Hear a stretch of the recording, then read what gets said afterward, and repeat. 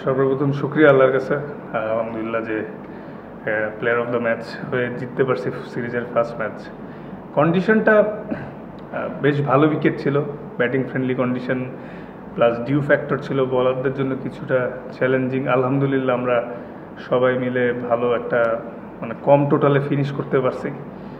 Sporting wicket আমার কাছে মানে খেলে মনে হলো যে সোফার বাংলাদেশের বেস্ট ব্যাটিং ট্র্যাক এটাই। তো একটু চ্যালেঞ্জিং ছিল, বাট এনজয় করছি overall.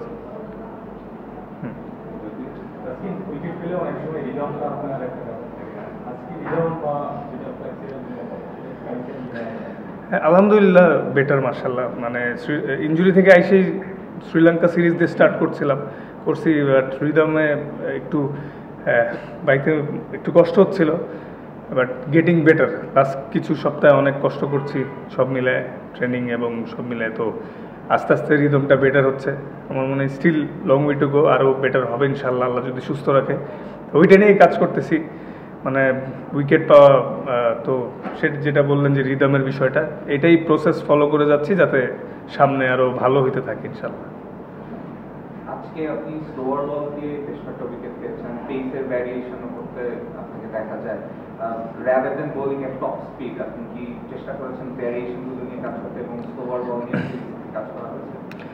As a fast bowler definitely I love to ball fast, but বিষয়টা হচ্ছে সিচুয়েশন রিড করে বল করা, কোন কন্ডিশনে কী প্রয়োজন এই মুহূর্তে। যেই সিচুয়েশনে আসছি, আমি পাওয়ার প্লেতে আসছি, মিডে আসছি, ডেতে আসছি, যে সিচুয়েশনে যেরকম বল করার কথা ছিল ওরকম চেষ্টা করছি এবং আলহামদুলিল্লাহ আই এক্সিকিউটেড ওয়েল। বাট আসলে ভালোর তো শেষ নাই।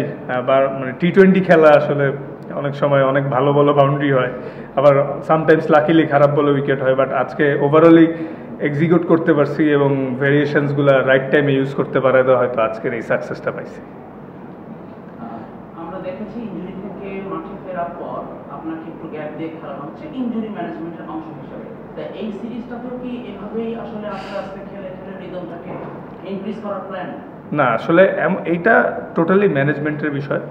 আমাদের ফিজিও ট্রেনার তারা সবসময় আমাদের সব বোলারদের লোড মনিটরিং করছে, যে ওয়ার্কলোড বেশি না কম। মানে আলহামদুলিল্লাহ যদি ফিট থাকি, সব ঠিক থাকে, তাহলে হয়তো আর এই রোটেশনটা নাও হইতে পারে। বাট যেহেতু সামনে এশিয়া কাপ, টিম চাইলে হইতেও পারে। যেটাই হোক, মানে আমি আমার প্রেজেন্টারকে বেশি এনজয় করতে চাই যে এই মুহূর্তে যেটা আসে। ট্রেনিং থাকলে ট্রেনিং, ম্যাচ থাকলে ম্যাচ।